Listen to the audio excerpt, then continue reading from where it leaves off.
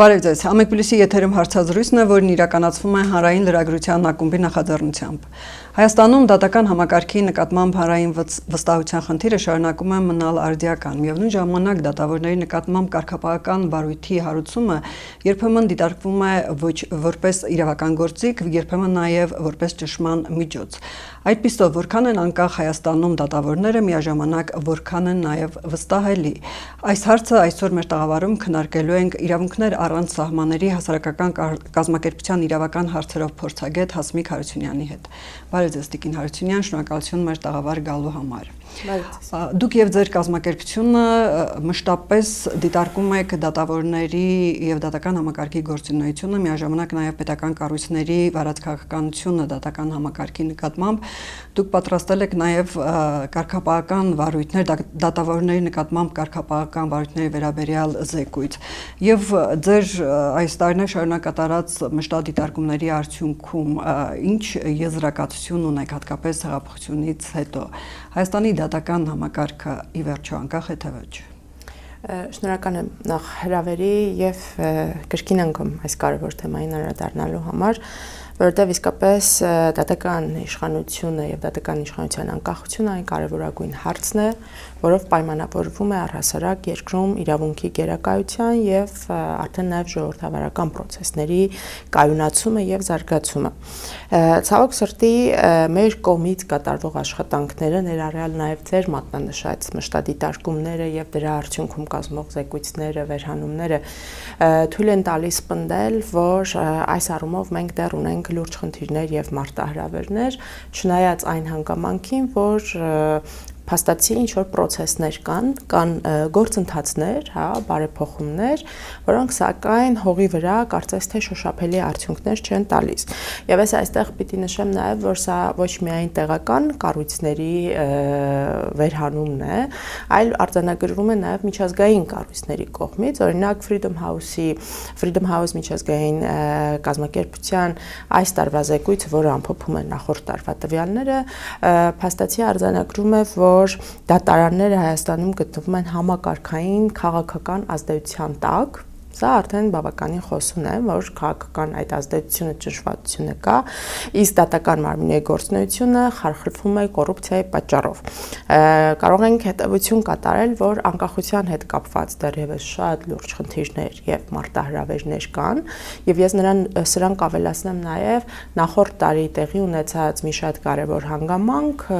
խոսքը վերաբերվում է դատական իշխանության կենտրոնական մարմնի, այն է բարձրագույն դատական խորհրդի նախագահի մեկ SMS-ով պաշտոնից հեռացման, այո, հրաժարականի մասին, ինչ խոսում է փաստացի նրա մասին, որ դատական իշխանությունը որպես այդպիսին այնքան անկախ չէ եւ մասնավորապես գործադիրից այնքան անկախ չէ, որպեսզի կարողանա բնականon գործունեություն ապահովել, ընդ որում մենք խոսում ենք ԲԴԽ մասին, պատկերացնենք թե ինչ պրակտիկայում վիճակ է արդեն դատարանների եւ առանձին դատավորների, հա, մասով։ Տվաբար կարող ենք ասել, որ 2018 թվականից հետո այս առնչությամբ ձեռնարկված քայլերը ցավոք սրտի ունակ չեն եղել բերեն այնպիսի մի վիճակի, որ դատավորները իսկապես իրենց անկախ զգան, չնայած արդեն 18 թվականից հետո արդեն երկրորդ անգամ դատական եւ իրավական բարեփոխումների ռազմավարությունը ծրագիրը եւ դրանից բխող գործողությունները կան գործում են, որոնց մեջ առանձին նպատակ որպես նաեւ նախատեսված է շարունակական բարելավումը դատական իշխանության անկախության ամրապնդումը եւ բնականաբար դա ենթադրում է նաեւ որոշակի գործողություններ այդ կոմպոնենտի ներքո կատարվում են գործընթացներ, ասել թե չի կատարվում, օբյեկտիվ չի լինի, հա, բայց փաստացի մի իրավիճակի մեջ ենք մենք հայտնվել, որ սիստեմիկ որպես այդպիսին համակարգը չի բարեփոխվում, դատական իշխանության ներսում բարքերը չեն վերացվում, նախկին բարքերը, ավելին տեղի է ունենում վերարտադրում, հա, այնինչ կար, եւ ցավոք սրտի դրա արդյունքը այն է, որ քաղաքացիների մոտ դեռևս կա վստահության ցածր մակարդակ դատական իշխանության անկախության վերաբերյալ եւ համակարգի ներսում ինքնին դատավորների մոտ այդ լիարժեք անկախության վիճակը ապահոված չէ դեռևս։ Ձեր այս խոսքից առաջացան մի քանի հարցեր, Տիկին Հարությունյան, օրինակ, ասում եք ցավոք սրտի արդյունք չեն տվել, իհարկե քայլեր արվել են, բայց արդյունք չեն տվել, դրանք համակարգային չեն եղել, ինչն է խնդիրը, չեն կարողացել անել, չեն ցանկացել անել, կարողություններ չկան դրա համար, թե դա իսկապես դանդաղ է արվում, ինչպես ասում են, ոչ վիրահատական, այլ էվոլյուցիոն ճանապարհով է արվում, որն է խնդիրը, ինչ պետք է անեին, ցանկացան չարեցին, չցանկացան անել, որ դատական համակարգը, ինչպես դուք ասում եք, որոշակի վատ բարգ է, շարունակում է նաև վերարտադրվել։ Շատ կարևոր հարց եք հիմա բարձրացնում, ինչը մեկ միանշանակ պատասխան չունի, որովհետև պատճառները տարբեր են։ Նախ սկսենք նրանից, որ 2017 թվականից անմիջապես հետո, երբ որ խոստացվում էր եւ սեղանին դրված էր շատ մեծ խոստում դատական ոլորտի բարեփոխումների մասով որպես օրակարգային կարևորագույն հարց, դա փաստացի կյանքի չկոչվեց, ինչու, նաև ձեր հարցի պատասխանը որպես այդպեսին,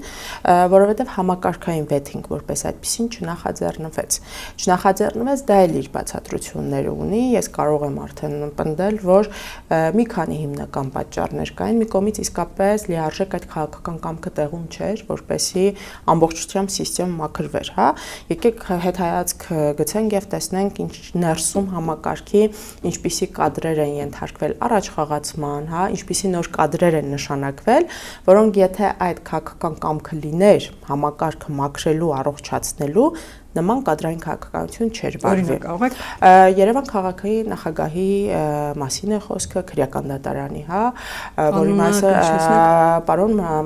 Մնացական Մարտիրոսյանի մասով ամենայն հարգանքով, բայց եթե հանրության մոտ կան կասկածներ, դժգոհություն, քաղաքասարակությունը պարբերաբար հանդես է գալիս որոշակի կոչերով, հայտարարություններով, դա նշանակում է, որ իսկապես կան խնդիրներ։ Չեմ խոսում նրա մասին, որ բացի այն բողոքները, որ կան, որ 5 կադրեր են, ովքեր բարևարք չեն, խնդրահարույց են, կարճ ժամանակում իշխանությունները կարողացան այնպես անել, որ համակարգ նոր գործող կադրերը ինքնին արդեն ունենան բարևարկության հետ կապված խնդիրներ եւ նույնիսկ բացասական եզրակացություններով կադրերը մուտք գործեն համակարգ։ Սա նույնպես ոչ թե իմ սուբյեկտիվ եզրահանգումն է, զուտ բողոք է կամ դժգոհություն, սա փաստերի հիման վրա արվող հայտարարություն է առայն, որ այսինքն եղել են տեխնացուներ, որոնց նկատմամբ պատկան մարմինները տվել են բացասական եզրակացություն, բայց այն մասնավորապես նշանակվել են ակակոռուպցիոն դատարանի ձևավորման պարագայում ենք սա արձանագրել, նաև համակարգի ներսում հարաճ խաղացումների պարագայում, հա, երբ որ շանսինգ ավելի բարձր ատյան են գնում եւ գիտեք այստեղ սոսկ միայն այն հարցը չէ, հա, կոռուպցիայի կանխարգելման հանձնաժողովի տորվից կողմից տրված է եղել դրական թե բացասական, ընդ որում որպեսի հարցերն էլ պատասխան ստանան, այս տվյալները ոչ թե կառույցը կամ ինչ որ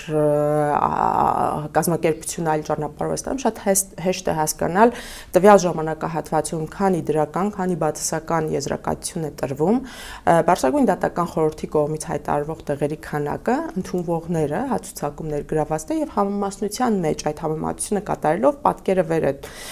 ցույց է տալիս, որ իսկապես եղել են դեպքեր։ Շատ հետաքրքիր է, որ Բարձրագույն դատական խորհրդի հետ քննարկումների ժամանակ կամ այլ իրավասու անձանց հետ քննարկումների ժամանակ շատ հաճախ նշում են, որ այդ թիվը մեծ չէ։ Բայց այստեղ պետք է կրկին անգամ նշել, որ նույնիսկ եթե մենք ունենք համակարգում 1-2 դեպք, երբ որ անդը բացասական եզրակացությամբ է նշանակվել, հատկապես երբ որ խոսում ենք հակակոռուպցիոն դատարանի մասին, հա,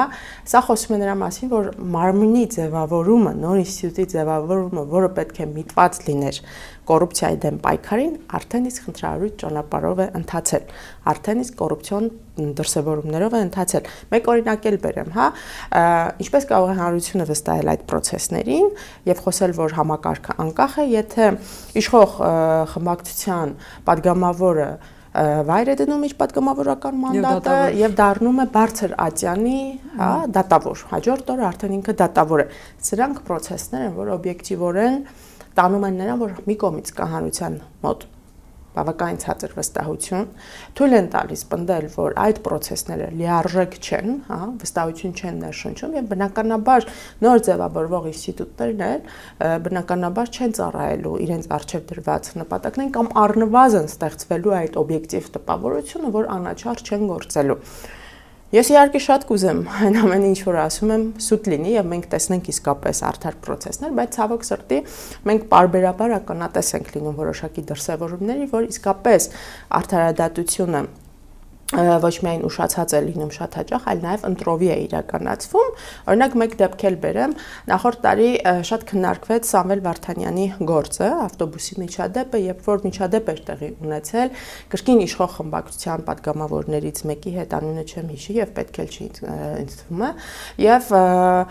այդ նույն օրը կամ հաջորդ օրը, եթե չեմ սխալվում, անձը, ով մեղադրվում էր խուլիգանության մեջ, վատ վերաբերմունքի ենթարկվեց ոստիկանների կողմից համապատասխան հաստատություն տեղափոխվելու ճանապարհին, երբ որ փաստացի նրան մենակ են թողել եւ եկել են քաղաքացիական հագուստով անձին, ուղեկցել են այլտեղ եւ նրա նկատմամբ վատ վերաբերմունք, այո, բռնություն է տեղի ունեցել, ընդ որում բավականին նվաստացնող վերաբերմունք։ Պատգամավորը այլևս իշխող խմբակցության անդամ չի, դուրս է եկել խմբակցությունից։ Դա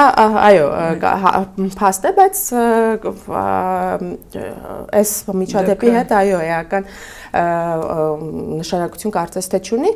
Ինչու եմ ես այս օրինակը բերում։ Տեսեք, 1 տարի է անցել։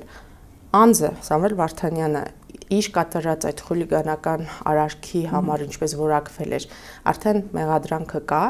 բայց իր նկատմամբ փաստացի ապացույցներով արված հայտարարություն, այդ ապացույցները կա բոլորին հասանելի է, գործը դեռևս քննվում է եւ նույնիսկ ուշացումներ են տեղի ունենում։ Հիմա նման սիստեմ արդարադատության, անկախության մասին մենք ինչպիսի եզրահանգումներ կարող ենք անել, վեր կանգնելով սուբյեկտիվ գնահատականներից, խոսք սեղանին դնելով այդ նման փաստական հանգամանքներ, եւ սա նման դեպքեր բազմաթիվ են ցավոք։ Բայց ինչու այդպես ըստ ձեզ որպես փորձագետ եւ որպես մասնագետ,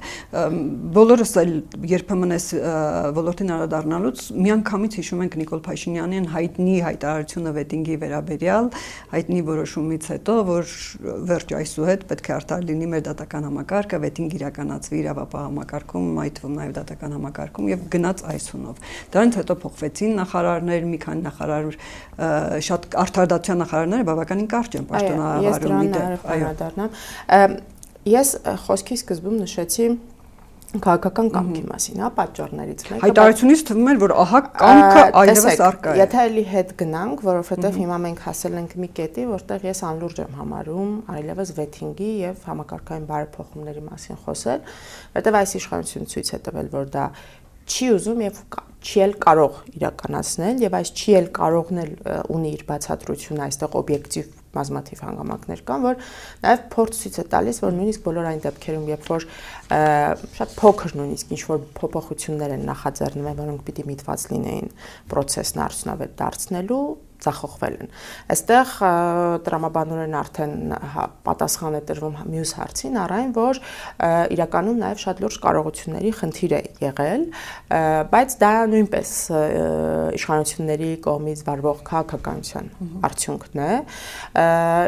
Այլ հանգամանքներ նույնպես կան, օրինակ, տեսեք, դուք իրավացիորեն նշում եք արդարադատության նախարարների փոփոխության մասին, դա այլ կերպ նշանակում է ինստիտուցիոնալ անկայունություն։ Երբ որ process-ները նախաձեռնվում են եւ 1-2 տարի հետո նույն օրինակ ռազմավարությունների մասով մի նախարարի կողմից մշակվում է իր թիմով, իրենց մոտեցումներով, դա կիսատ է մնում, մեկ այլ նախարար է գալիս, փոխում է իր թիմը, այլ մոտեցումներ է որդեգրում եւ այդ process-ները կարծես շարունակաբար ինչ որ կացնահարման առարկա են դառնում։ Stop, նորից հետո սկսվում է եւ վերջն արդյունք որպես այդպեսին չկա, օրինակ 2022-26 թվականների ռազմավարությունը հիմա ընթացքի մեջ է։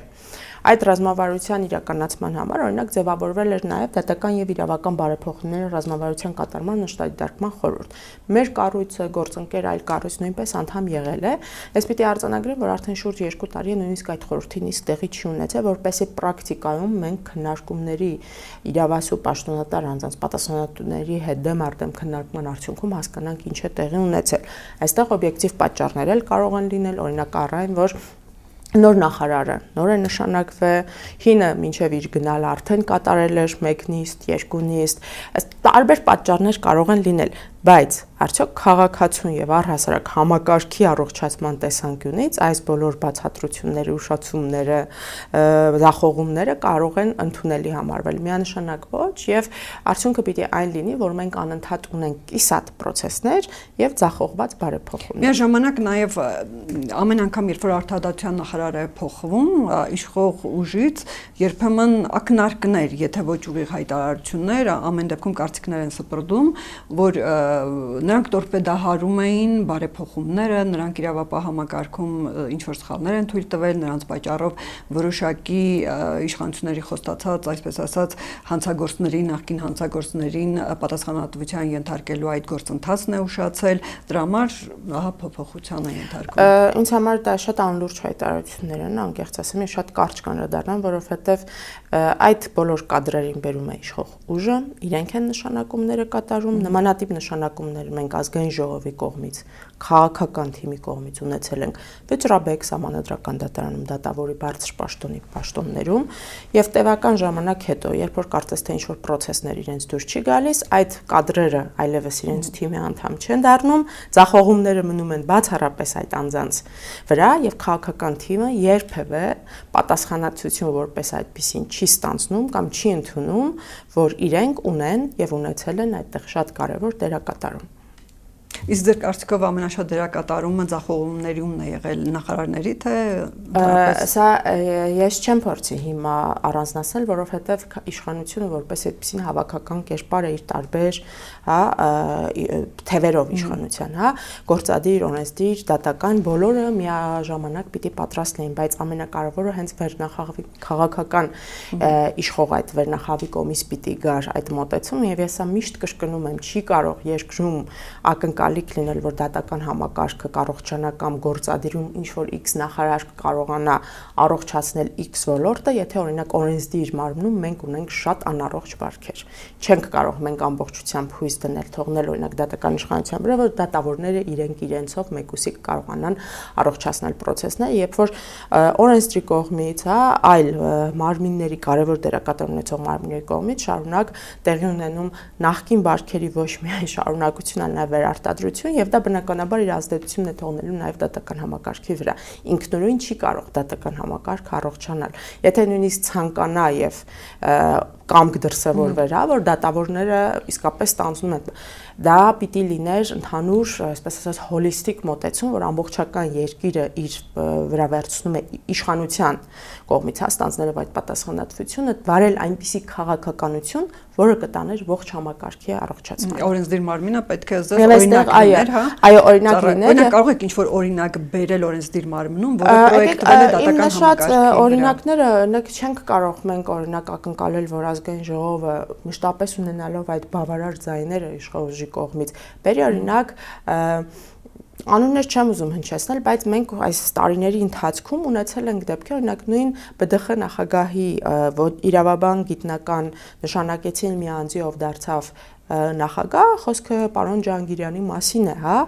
ումից հետո շատ վտանգավոր process-ներ սկսվեցին համակարգում։ Նման օրինակները շատ են, Սահմանադրական դատարանի դատավորներից սկսած, Վճռաբեկ դատարան, ովքեր ընտրվել են օրենսդիր մարմնի կողմից, այնպես որ թողնել միայն գործադիրի վրա, ասել նախարարը տապալեց, կարծում եմ ազնիվ մոտեցում չի։ Իսկ իհարկե դա չի բացառում այն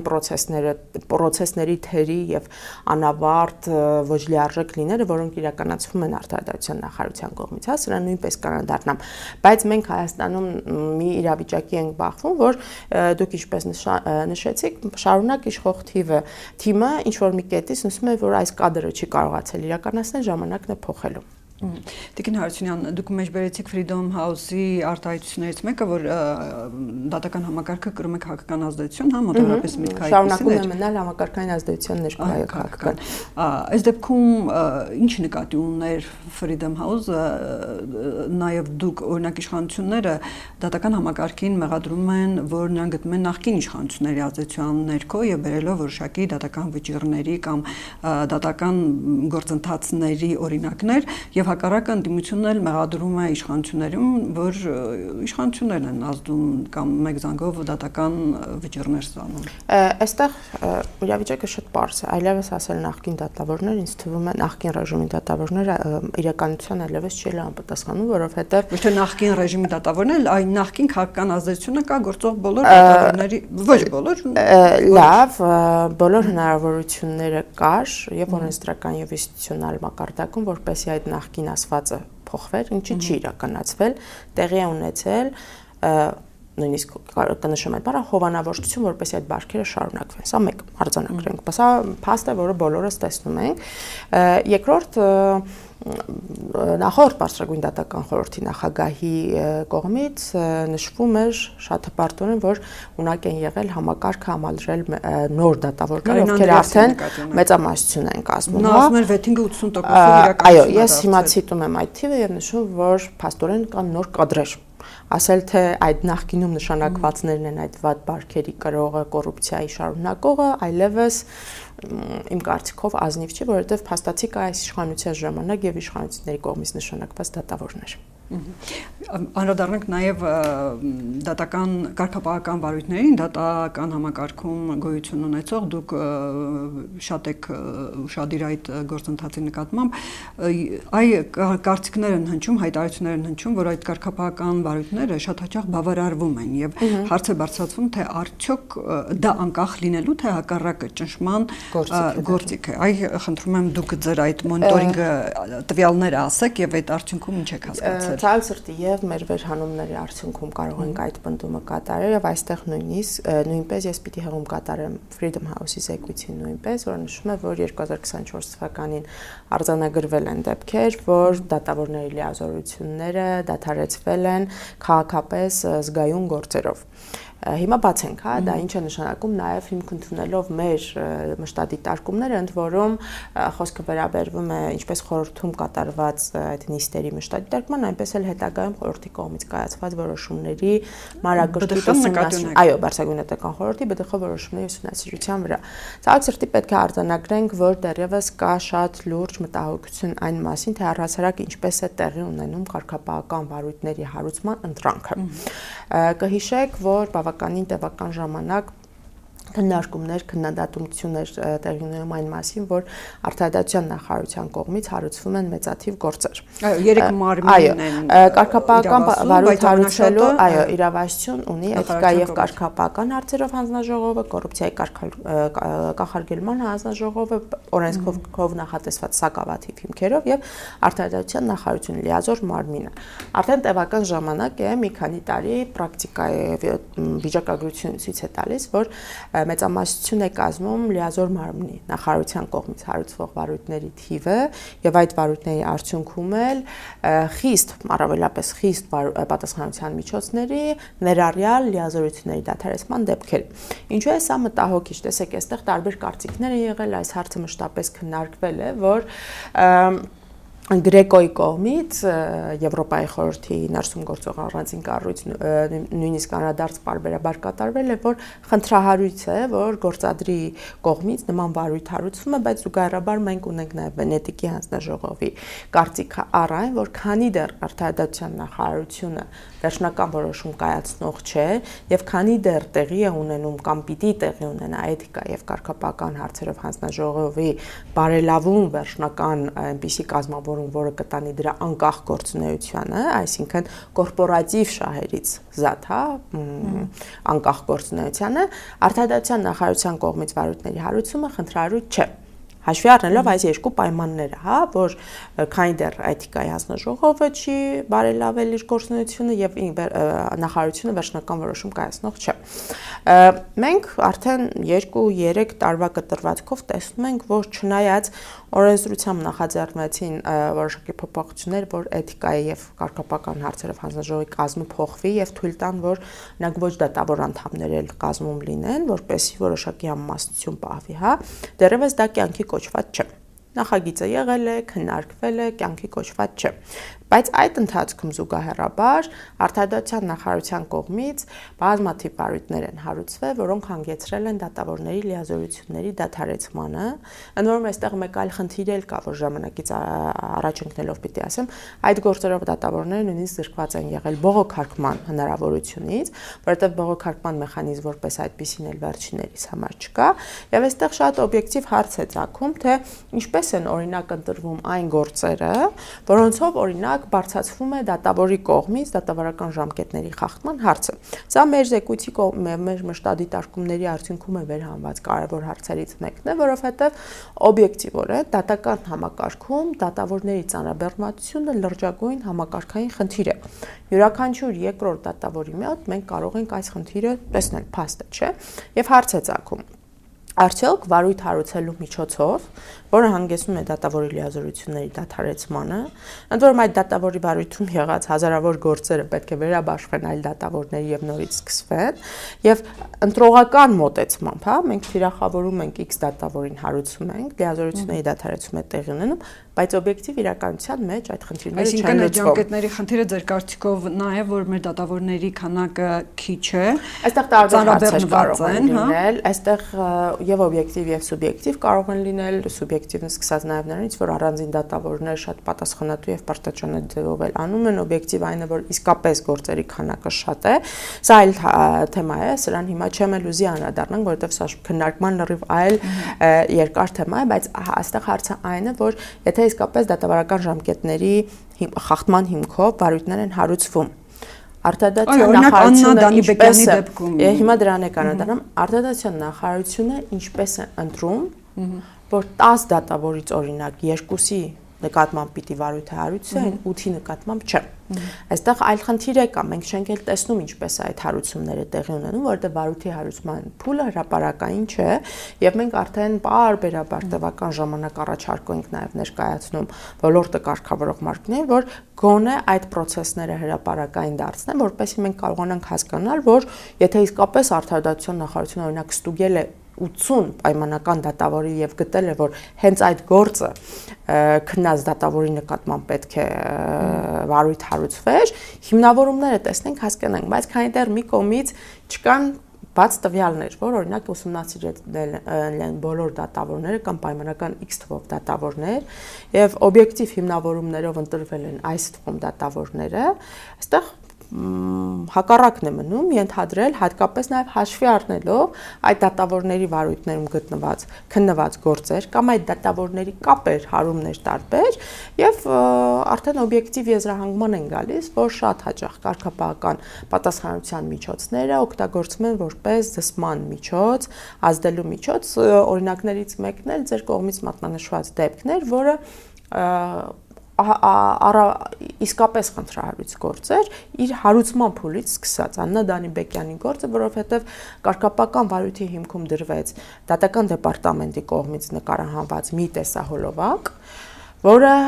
ինքնին կասկածի տակ էր դնում այդ գործով դատավորի անմեղացության կանխավարկածը, իր մեջ արդեն ուներ որոշակի որակումներ, եւ ես դրանից չեմ էլ շարունակի այլևս ճիշտ էր որոշումը, ճիշտ չէ, որովհետեւ հարուցումը արդեն ինքնին խնդրահարույց էր։ Այն չեմ խոսում նրա մասին, որ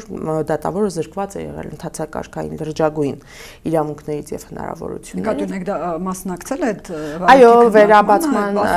հիշում եք, ասացին զանգել ենք, չի պատասխանում։ Այո, բայց երբ որ մենք խոսում ենք դատավորի լիազորությունների դադարեցման գործի մասին, process-ում դատավորին զրկել նման հնարավորությունից, որը օբյեկտիվորեն կարող էր եւ փաստացի էլ հանգեցրեց լիազորությունների դադարեցման, նման ընդհանրակարգային իրավունքներից զրկելը, երաշխիքներից զրկելը լուրջ խնդիր է։ Եվ այստեղ մի կարևոր բան եմ ուզում նշեմ, որ մեր այս վերհանված խնդիրները, որոնք մենք տեսեք ընթացքում ենք բարբերաբար անում, մենք մեր առաջարկությունները ներկայացրել ենք եւ ներկայացնում ենք, հանդես են եկել բազմաթիվ անգամ բոլոր եզրահանգումներով, հա, առաջարկություններով, դրանք չեն հասնում իրավասու մարմիններին, բայց տեսեք, այս իմ նշած գործերով նախորդ տարիներին էլ արձանագրված դեպքերով մենք արդեն ունենք ոչ միայն միետ որոշում, այլ սահմանադրական դատարանի նաև որոշումներ, որոնք վեր են հանում լրջագույն հարցեր եւ ցույց են տալիս, որ փաստացի այդ process-ները իրենցում պարունակել են վտանգավոր որոշակի էլեմենտներ եւ խախտումներ, որոնք լուրջ խնդիրների առաջ են կանգնեցնում ոչ միայն այդ անհատապես դատավորներին, այլ համակարգը ընդհանուր վերցրած։ Տեսեք, նույն վերադառնալով չանձնավորելով պարզապես Աննա Դանիբեկյանի այդ գործին,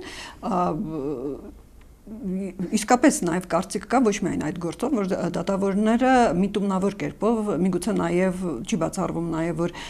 գործարքի մեջ մտնելով իրենց դատավարական ընթացքի մասնակիցների հետ միտումնավոր երկարաձգում են դատը, նույն կերպ նաև Աննա Դանիբեկյանը վաղեմության այո ժամկետի այդ լրանալուն պես այդ գործը արդեն փակվում է եւ ինչու չեք կարծում որ նման դեպքերում իշխանությունները միգուցե հաշվի առնում նաև հանրային հնչեղություն ներկայացնող գործերը, չէ որ Աննա Դանիբեկյանը քննում է Ռոբերտ Քոչարյանի նախկին նախագահի, որը բավականին կարևոր գործ էր եւ երեք օրինակ վարչապետ Նիկոլ Փաշինյանը ազգային ժողովում հայտարարեց, որ երբ ես արդեն վախենում եմ գնալ մարզեր եւ մարդկանց հետ հանդիպել, որտեղ նրանք ասում են ինչու ձեր խոստումը չեք կատարում եւ մինչեւ հիմա պատժված չեն, ինչ է անում Ռոբերտ Քոչարյանը եւ մինչեւ հիմա պատժված չէ։ Սա պարզապես մի օրինակ էր, էլի, որպես հանրային հնչեղություն ներկայացվող գործ առաջնային ուշադրությունը դարձնում են դրանց վրա, այդ գործը իսկապես հանրային հնչեղություն է։ Տեսեք, սա այնքան հարցադրումը եւ նաեւ ձեր հարցադրման մեջ հիշատակված այդ հայտարարությունը ինձ համար շատ խնդրահարույց է, այնքանով որ կրկին մենք դատավորների վրա ենք թողնում պատասխանատվությունը այն դեպքում, երբ որ համակարգային այդ process-ները չեն կատարվել, իշխանությունը ժամանակին եւ պատշաճ միջոցներով համակարգը բարելավելու եւ օրենսդրական եւ պրակտիկայում, ունակ չի եղել, այսօր կրկին իր վրայից պատասխանատվությունը գցելով թիրախավորում է դատավորներին։ Որևէ փաստ չկա այն մասին, որ Աննա Դանիբեկյանը ձգձգել էր կամ ձգձգում է կամ գործերը չանջատել է, չառանձնացնել է, եւ դա չի նշանակում առհասարակ, որ դրա պատասխանը պետք է ինչ-որ վավերագրական ֆիլմներ նմանվող տեսանյութ հրապարակվեր, ընդ որում մի կառույցի կողմից, որը նման իրավասություն չունի, դեպարտամենտը, այո, այստեղ շատ լուրջ հարցեր են ծագում, բայց ամբողջությամբ վերցված այլ մանրամասների մեջ չմտնելով պետք է ես կրկին նույն հայտարարությունը անեմ, որ իշխանությունը ունակ չլինելով, չկարողանալով կամ չստանձնելով այդ քաղաքական կամքը ժամանակին ճիշտ եւ ընդունելի միջոցներով եւ մեթոդներով կատարել եւ օրենսդրական եւ պրակտիկայի փոփոխություններ, կրկին եւ կրկին գալիս է այն կետին, որ մեղավոր են բոլորը, բայց իրենք որևէ պատասխանատվություն չեն կրում։ Օրինակ ձեր վերջին ուսումնասիրությունը ինչ է ցույց տալիս, որքան ունեք բնականաբար թվեր, որքան կարգապահական վարույթներ են հարուցվել, որքան արդարադատության նախարարության կողմից հարուցվողը ու եթե շատ է արդարադատության իսկապես շատերի կողմից հարուցվողները, ինչ է դա նշանակում։ Եվ 22 եւ 23 եւ 24 թվականի պարագայում ընդ որում մեր այս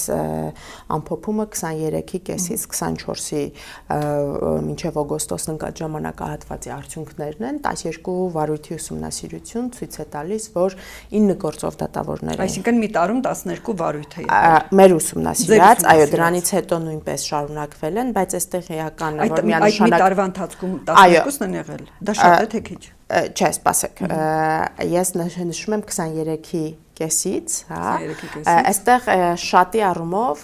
վիճակագրությունը ցույց է տալիս, որ իմ նշած այդ եթե հետ է գնանք, ցավոք սրտի 21, 22, 23, 24 թվականի պարագայում գերակշիռ մասը գործերի 90% ընդհանուր ես կարող եմ ասել հարուցվում է արդարադատության նախարարության կողմից։ Այստեղ եթե նույնիսկ գործերի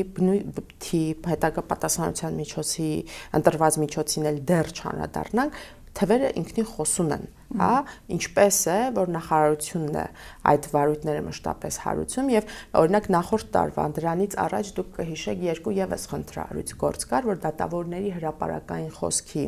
արտահայտումը Դավիթ Հարությունյանը հանգեցրեց կարգապահական պատասխանատվության, լիազորությունների դադարեցման, մենք այդ գործով էլ ունենք արդեն սահմանադրական դատարանի որոշում կարևոր արձանագրումներով եւ ես չեմ վարանի ասել հրապարակային տվյալները, որ շուտով կլինեն նաեւ որոշակի գործերով նաև մարդու իրավունքների եվրոպական դատարանի որոշումներ։ Այստեղ մի կարևոր բան էլ կա, ես մոռացա նշեմ, տեղայք եք երևի, որ օրենսդրի կողմից եւ արդեն գործադրի իրավակիրառ պրակտիկայում էլ կյանքի կոչվեց միետ խախտումների հիմքով հարուցվող կարգապահական վարույթների ինստիտուտը, որը նշանակում է, որ բոլոր այն դատավորները, ովքեր ինչ-որ ժամանակ կոնվենցիայի խախտում են թույլ տվել, որը արձանագրվել է Մարդու իրավունքների դատարանի կողմից, կարող են հետ գնալ ուսումնասիրել եւ դրա հիման վրա վարույթներ հարուցել։ Այստեղ նույնպես մեր ուսումնասիրությունները խնդիր են բացահայտել կամ այսպես ասեմ, օբյեկտիվ հարցադրումներ, թե ինչպես է լինում, որ մի խումբ գործերով, որը հարուցվում է միետ այդ խախտման հիմքով, դատավորների լիազորությունները դադարեցվում են, մեկ այլ գործով,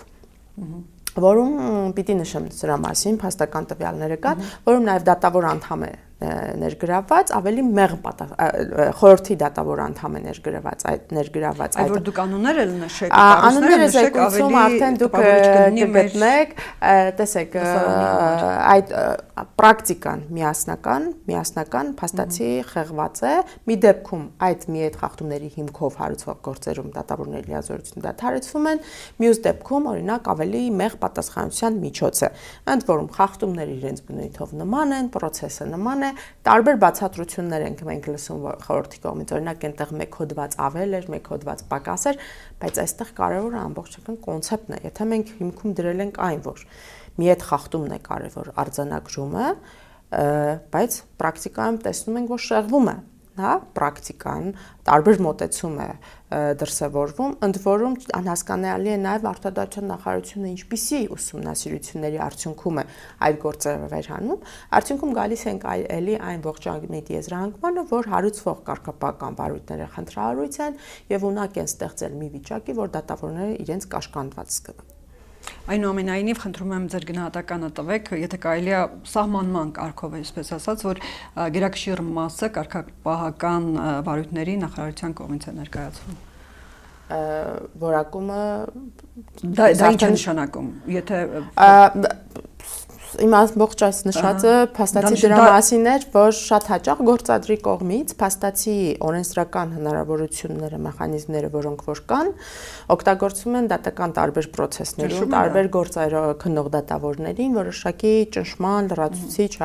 ազդեցության տակ պահելու համար։ Կհիշեք, նախորդ տարի եւս մեկ հայտնի գործ կար, մեղադրյալներից մեկին, Դավիթ Տոնոյանի գործով դատավորը, որ թույլ էր տվել դատարանից մեկուսարան գնալու ճանապարհին տեսակցի մորը, հստակ սահմանելով ժամկետ կար եւ թույլ էր տվել, որ ձեռնաշղթաները հանած լինեն, նախարարությունը վարույթ էր կրկին հարուցել եւ ես ուրախ եմ, որ գոնե այս գործով խորհուրդը, բարձրագույն դատական խորհուրդը կարողացել է օբյեկտիվ գնահատել եւ այդ գործով դատավորը պատասխանատվության չի ենթարկվել, բայց ինքնին հարուցում արդեն խոսում է նրա մասին, որ բոլոր հնչեղ քաղաքական զգայուն գործերով դատավորները իրենց կայացրած որոշումների, ձեռնարկած քայլերի արդյունքում պիտի որոշակի այսպես կաշկանդվածություն զգան, ճշմարտություն, կամ օրինակ դատավորներից մեկը կալանքը փոխարինել էր տնային կալանքով եւ վարույթ էր կրկին հարուցվել, հիմքում դրվել էր այն հանգամանքը, որ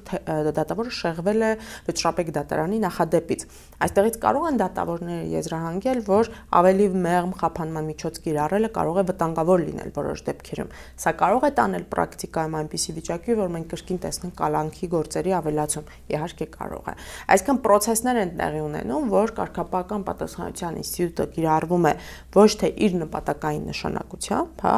օրենսգրքով նախատեսված այդ նպատակները կան, այլ շատ հաճախ գործադրի կողմից դա դառնում է լրացուցիչ լծակ մեխանիզմ դատավորներին ճնշման տակ պահելու համար։ Ձեր խոսքից տպավորություն ստացվեց ինձ մոտ, որ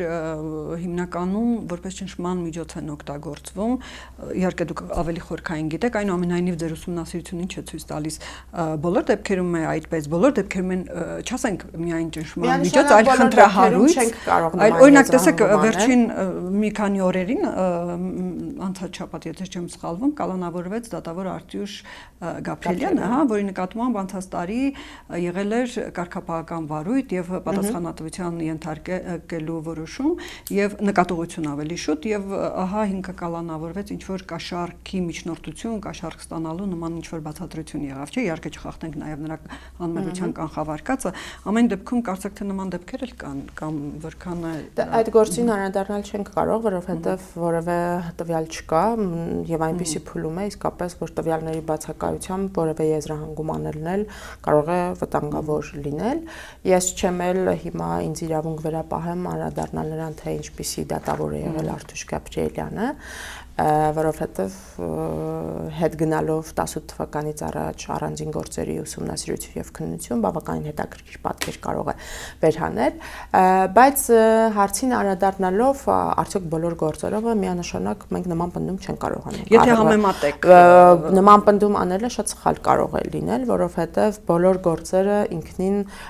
չկա էլ որոշակի ուսումնասիրություն, այդքան տվյալ էլ չկա, որ բոլոր գործերով այդպես է, բայց այստեղ կարևորը միտումն է։ Ինչպիսի տենդենց է գրանցվում եւ ինչպիսի ազդակներ են գալիս գործադրի կամ օրենսդրի կողմից։ Օրինակ նույն հաջողությամբ դուք վկայակոչեցիք երեկվա հայտարարությունը, ես երեկվա հայտարարության մի վտանգավոր մաս էլ կարող եմ հիմա մեջ բերել եւ կարող ենք բոլորը սպասել առաջիկա զարգացումներին, երբ որ երկրի վարչապետի մակարդակով սպառնալիքի տեսքով հնչում է, որ առաջինը հենց դու ես լինելու մեկուսարանում, դու ես ձերբակալվելու։ Հիմա վաղը մյուս օր եթե գործ հարուցվի եւ պաշտպանները այդ գործով ազատազրկվի ինչ-որ բան լինի, ախր սրանք երևույթներ են, որ հետո փաստաբանները գնան կոտրեն այդ գործը հիմք ընդունելով գլխավոր դերակատարի կողմից գործադիրի ղեկավար, հա, հայտարարություն, որը ուղղակի ազդակ է ուժայինների որոշում կայացնողների համար, եւ դա կարող է դիտարկվել նաեւ որպես ճնշում, հետո բոլորը կբողոքեն, ասեն դատավորը անարդար էր, ծախված էր նախկին ռեժիմին էր։ Թեև մյուս կողմից էլ ում որ ուղում էր վարչապետի իմ համեմատությունը այո հասկանալի էր, որ իշխող ուժը շատ հաճախ ինքը այնպիսի process-ներ է նախաձեռնում եւ ստեղծում, հա, որ հետագայում բնական ինչ որ եւ շատ դեպքերում դատավորները նման վիճակներում կարողանում են դրականնել, ասենք, կարողանում են ի հեճուկս բոլոր հնարավոր հա այդ խնդիրների, սպառնալիքների կան դեռ համակարգում դատավորներ, ովքեր կարողանում են պահել դեմքը եւ անկախ գործել, բայց նման զարգացումների իմ թվարկած նաեւ խոսում է նրա մասին, որ յուրաքանչյուրը ունի այդ գիտակցումը, որ ցանկացած սխալ արարքի շեղվելու պարագայում ինքը նույնպես այդ գործիքի ազդեցության տակ ընկնելու։ Այսպեսով թեև դուք ընդհանուր գծերով ասեցիք, որպես ամփոփում կամ եզրակացություն, ինչ վիճակում է գտնվում մեր դատական համակարգը, դատական համակարգը միգուցե պետություն այդ հարաբերակցությունը իհարկե բոլորին անդրադարձանք, բայց ամփոփ կերպով, եւ դուք խոսեցիք նաեւ առաջարկությունների մասին, բայց կոնկրետ առաջարկություններ դեռ չնշեցիք եւ դա անկախացնելու մեր դատական համակարգը քաղաքական ճնշումներից եւ այլ ճնշումներից, ինչ առաջարկություններ ունեք կամ ինչ եք ներկայացրել։ Տեսեք, միանշանակ պետք է որ օր առաջ միասնական պրակտիկա ձևավորվի, քանի դեռ Արդարադատության նախարարությունը իրավասու է վարույթներ հարուցել, պետք է միասնական պրակտիկա ձևավորվի եւ կանխատեսելի որոշակի դառնա, թե օրինակ դատավարական ժամկետների խախտման հիմքով հարուցվող վարույթները ինչպես են նախաձեռնվում, ինչ ուսումնասիրություններ կան, որ թույլ են տալիս, որ օրինակ դատավոր X-ի թույլ տված խախտումը այնքան լուրջ էր դատավարական ժամկետների, որ նույնանման իրավիճակում գտնվող Y դատավորի նկատմամբ չի հարուցվել, բայց իր նկատմամբ հարուցվել է։ Տեսեք, այդ ժամկետների մասին հարցը այնքան արդիական է եւ այնքան սուր է հնչում, որ երբեմն շատ հանրային հնչեղություն ունեցող գործերի դեպքում ասում են, տեսեք, ձգձգվում է, ահա ամսի այս քանիսին արդեն վաղեմության ժամկետը այս հնչեղության գործով կամ այս նախկին պաշտոնյայի գործով լրանում է եւ դատավորը, տեսեք, բավականին սահուն կերպով ձգձգում է եւ այդ գործը արդեն կփակվի այդ հիմքով։ Եկեք առաջարկությունների մասին խոսեմ, որտեղ ես այդ ձգձգումների մասին խոսեցի, մտքան անընդհատ կիսատ եմ մնում։ Առաջարկությունների հետ կապված նաև այս Արդարադատության նախարարության հետ կապված, հա, հիմնական շեշտադրումը կատարելով, մի այդ խախտման հիմքով հարուցվող գործերի պարագայում նույնպես պետք է միասնական պրակտիկա որոշակի ձևավորվի եւ հանրությանը եւ շահագրգիռ կողմերին գոնե պարզ լինի, թե ինչ ուսումնասիրությունների արդյունքում եւ ինչպես են ընտրվում մի այդ գործերը, որոնցով թույլ տված խախտումները հիմքով պետք է վարույթներ հարուցվեն։ Շատ կարեւոր է նաեւ որպեսի վերջապես այդ էթիկա եւ կարգապահական հարցերով հանձնաժողովի կազմում փոփոխությունները տեղի ունենան եւ դատավոր անդամներին զուգահեռ մեծացվի ոչ դատավոր անդամների թիվը, նման նախագիծ կա, բայց անհրաժեշտ է որպեսզի դա պրակտիկայում արդեն օրենսգրքի մեջ փոփոխություններ տեղի ունենան եւ պրակտիկայում նույնպես գործի։ Ամենակարևոր հարցերից մեկը որ կա, դա կապվում է հենց բարձրագույն դատական խորհրդի հետ եւ պարտադիր է, այսպես ասած, հույժ կարևոր է, որ խորհուրդը իր բոլոր որոշումներով հիմնավորի ընտրված պատասխանատվության միջոցի, դատավորի նկատմամբ ընտրված պատասխանատվության միջոցի եւ թույլ տվված խախտման միջև կապը, համաչափությունը։ Արդյոք X արարքի համար ընտրված միջոցը, նկատողություն, նախազգուշացում համաչափ է թույլ տվված խախտմանը։ Ինչու ենք մենք սա առաջարկում, պնդում հերթական անգամ, որովհետեւ ուսումնասիրությունները ցույց են տալիս, որ շատ հաճախ այդ համաչափության սկզբունքը խախտվում է։ Ավելին հնարավոր է նույնանման դեպքեր, երբ որ մի դեպքում ընտրվի ավելի մեղ պատասխանատվության միջոց, հա, մեկ այլ պարագայում ավելի խիստ միջոց ընտրվի։ Նմանատիպ նաև խնդիրը օրինակ մեղքի ձևի որակման հետ կապված, հա, մեծամասամբ մեր ուսումնասիրությունը նախորդ տարվա այս նշած զեկույցի պարագայում թույլ է տալիս նշել, որ բոլոր դեպքերում, որտեղ որ այդ խախտում արձանագրվել է, որ մեղքը որակվել է որպես կոպիտ անփութությամբ կատարված։ Բայց երբ որ ուզում ես որոշումը կարդալով հասկանալ ինչպես է այդ որակումը եղել, ինչ հանգամանքների մանրամասն ուսումնասիրությամբ փաստերը, հա, այդ համադրության մեջ կիսատ է։ Այսինքն կա որոշակի այստեղ կիսատություն, որ բարձրագույն դատական խորհրդի որոշումը լիարժեքորեն չի տալիս բոլոր այն հարցերի պատասխանը, որը թույլ կտար ասել, որ իսկապես այդ որոշումները ճիշտ են, հա։ Հաջորդ հարցը նաև կապվում է այդ բողոքարկման ինստիտուտի հետ։ Տեսեք, մենք խոսում ենք դեպքերի մասին, Դավիթ Հարությունյան, Նախշքարյան, Արթուր Ստեփանյան, Դանի Բեկյան, կարևոր զգայուն գործեր են, անկախ ով ինչ է քննել, ինչպես process է եղել, գոնե վերջնակետը այդ դատավորների ընդհանցակարգային իրավունքների ապահովման մասով պիտի այնպիսի վիճակ լիներ, որ գոնե դատավորները կարողանային այդ որոշումները բողոքարկել, վիճարկել։ Նման հնարավորությունից զրկված են եղել եւ մինչեւ այսօր էլ այդ մեխանիզմը չի գործում։ Եվ խորհուրդը եւ արտադրության նախարարությունը եւ օրենսդիրը իդեմս ազգային ժողովի պիտի կարողանա այնպիսի ընդհանցակարգերներ դնել, գործիքներ, որոնք այդ հնարավորությունը կտրամադրեն դատավորներին, հա, եւ ոչ միայն դատավորներին, հնարավոր է իրավիճակներ, որ բարույթ հարուցող մարմին օրինակ էթիկայի հանձնաժողով կամ արտադրության նախարարությունը դժգոհ լինի որոշումից եւ ցանկանան բողոքարկել։ Դուք կարևորում եք այդ հարցերը, չկա այդ գիտակցումը